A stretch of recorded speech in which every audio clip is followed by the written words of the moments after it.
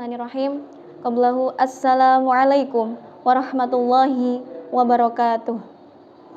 Innal hamdalillah nahmaduhu wa nasta'inuhu wa na'udzu billahi min syururi anfusina wa min sayyiati a'malina. May yahdihillahu fala mudhillalah wa may yudlilhu fala hadiyalah. Allahumma shalli ala sayyidina Muhammad wa ala alihi wa sahbihi ajma'in.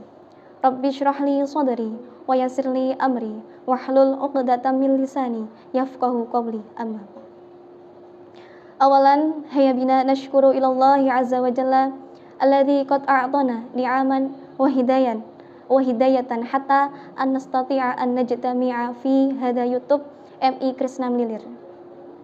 Thaniyan nusalli wa nusallimu ala habibina wa syafi'ina wa qurrati a'yunina nabiyuna Muhammad sallallahu alaihi wasallam alladzi turja syafa'atuhu min yaumi hada ila yaumil qiyamah. Amin amin ya rabbal alamin. Pemirsa channel YouTube MI Krisna Mlilir yang dimuliakan oleh Allah Subhanahu wa taala. Ketika kita membicarakan tentang hati, maka apa yang pertama kali muncul di benak panjenengan sedanten? Hal yang pertama kali muncul salah satunya adalah suatu anugerah yang diberikan Allah Subhanahu wa taala, nikmat terbesar yang diberikan oleh Allah Subhanahu wa taala kepada kita, yakni nikmat mempunyai hati. Kemudian Allah berfirman dalam surah Al-Ahzab ayat 51 yang berbunyi, Wallahu ya'lamu ma fi qulubikum. Yang artinya, dan Allah lah yang maha mengetahui segala sesuatu apa yang ada dalam hati kalian. Jadi ketika Allah memberikan anugerah hati kepada kita, Allah sudah tahu isi hati kita. Tanpa kita berbicara, tanpa kita mengucapkannya, Allah pun sudah tahu apa yang kita ucapkan dalam hati kita. Sungguh Allah maha mendengar segala sesuatu apa yang kita ucapkan, hal-hal yang tersembunyi maupun hal-hal yang zahir. Salah satu bekal akhirat yang sering kita lalaikan yakni adalah adanya hati yang suci atau hati yang selamat, yang dalam Al-Quran disebut dengan qalbun salim. Qalbun salim dalam kitab Al-Muwatta diartikan sebagai sesuatu hal, suatu perkara yang terhindar dari keburukan, kejelekan maupun hal-hal yang kotor. Jadi hati yang terhindar dari sesuatu yang kotor, yang manifestasinya berdampak kepada sesuatu yang bisa mengakibatkan kekafiran, syirik maupun nifak. Ketika dapat mencerna atau menata hati kita sebaik mungkin, menghindarkan hati kita dari segala sesuatu yang jelek maupun dari segala hal-hal yang buruk, maka kita tidak akan terhindar dari yang namanya penyakit hati seperti iri, dengki, sombong, hasad, hasud, dan juga mengeluh dengan takdir yang diberikan oleh Allah Subhanahu wa taala. Orang yang mempunyai hati yang bersih, dia selalu bersyukur terhadap apa yang diberikan Allah kepadanya, hal-hal baik maupun hal-hal yang buruk yang Allah takdirkan kepadanya. Jadi hal baik dan hal buruk tersebut tidak ada bedanya. Ketika dia mendapat hal buruk, dia juga bersyukur kepada Allah Subhanahu wa taala. Ketika dia mendapat takdir yang tidak dia sukai, dia juga bersyukur kepada Allah Subhanahu wa taala. Karena dia tahu setiap hal-hal yang tidak dia inginkan itu semua datangnya dari Allah. Dan itu semua menyimpan banyak hikmah yang sangat besar yang Allah berikan kepadanya. Dalam bulan Ramadan yang penuh dengan kesucian ini, dengan keberkahan ini, marilah kita tingkatkan ibadah kita, marilah kita tingkatkan ketakwaan kepada Allah Subhanahu wa taala dan memperbanyak doa agar kita dihindarkan dari segala macam penyakit hati yang dapat mengakibatkan hati kita tercemar sehingga tidak dekat dan tidak diridhai oleh Allah Subhanahu wa taala. Mengenai tentang penyakit hati, ada sebuah kisah dari sahabat Rasulullah SAW yang diriwayatkan oleh sahabat Anas bin Malik. Ceritanya yakni dalam suatu hari Rasulullah beserta sahabatnya berkumpul dalam suatu majelis. Kemudian Rasulullah mengucapkan sesuatu kepada para sahabatnya. Sebentar lagi akan datang kepada kalian seseorang yang sangat dirindukan oleh surga, seseorang yang sangat dicintai oleh Allah Subhanahu wa taala. Kemudian keesokan harinya Rasulullah dan para sahabatnya berkumpul dalam suatu majelis lagi. Kemudian Rasulullah mengucapkan hal yang sama untuk kedua kalinya. Sebentar lagi datang kepada kalian seseorang yang dirindukan oleh surga. Oke, kemudian setelah itu para sahabat bertanya-tanya dalam hati, siapakah gerangan orang tersebut dan apa yang dia lakukan, amalan apa yang dia lakukan sehingga dua kali berturut-turut oleh Rasulullah SAW dikatakan orang yang dirindukan oleh surga.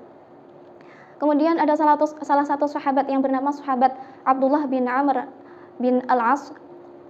Dia pada suatu majelis dia berbicara kepada salah satu sahabat Ansor.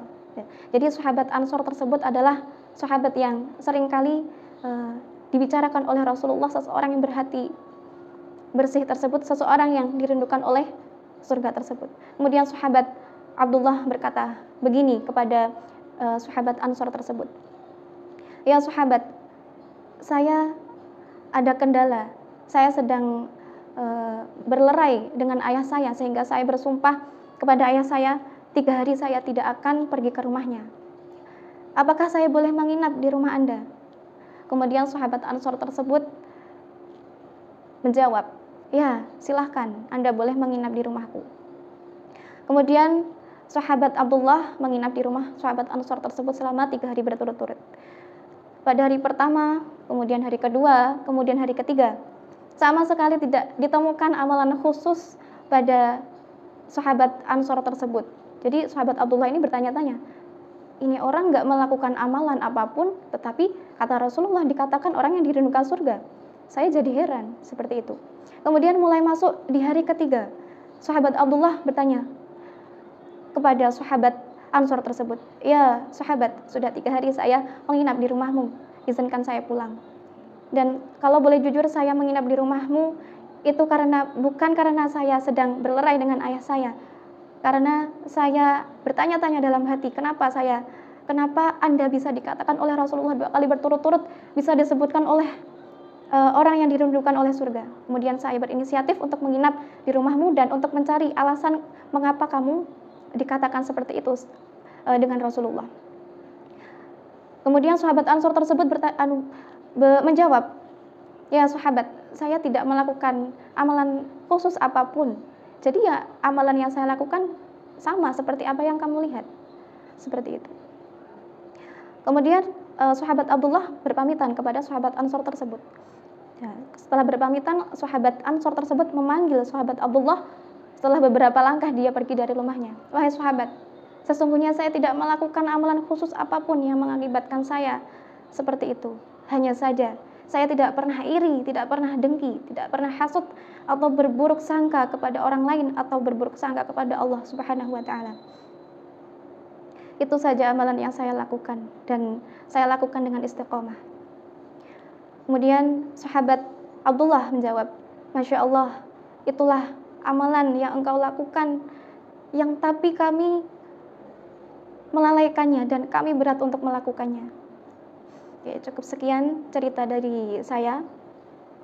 Kemudian ada suatu sholawat yang dapat menghindarkan kita dari keburukan dan juga penyakit hati, yakni sholawat tibil qulub yang berbunyi, Allahumma sholli ala sayyidina Muhammadin tibbil qulubi wa dawaiha wa afiyatil abdani wa shifaiha wa nuril absari wa diyaiha wa ala alihi wa sahbihi wa sallim. Oke, cukup sekian yang dapat saya sampaikan. Semoga bisa bermanfaat bagi kita semua di dunia wal akhirah. Amin amin ya rabbal alamin. Idza wajadtum khati'an fil kalami kullu dzalika minni fa idza shawaban fa minallah. Assalamualaikum warahmatullahi wabarakatuh.